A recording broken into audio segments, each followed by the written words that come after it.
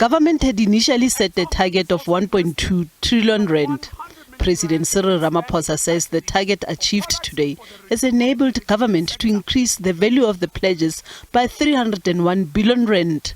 The mining sector, energy, construction and roads, chemical health sector, as well as property and logistics are just some of the sectors that have pledged billions of rands to invest in the South African economy. President Cyril Ramaphosa says South Africa is an investment destination with significant untapped potential.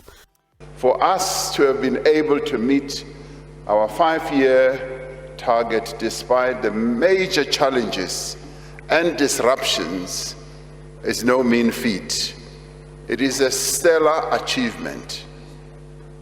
We should all be very proud of having achieved this, and I think we deserve to give ourselves a big round of applause for that.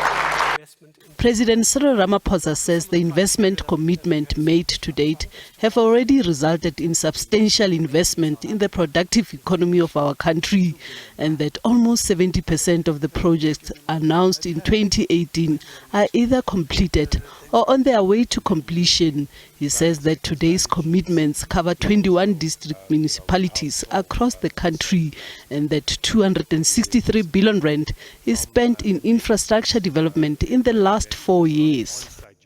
When we talk about investment in the cause of development, infrastructure is at the center of that.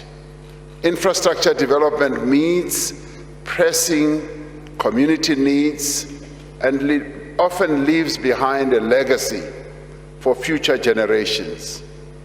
By way of example, a few years ago, SANRAL stood on this platform and announced at this investment conference their plans to build the Msikaba Bridge, the longest and highest cable-stayed suspension bridge in Africa. On a superficial level, this bridge connects people and the economies of the Eastern Cape and KwaZulu-Natal.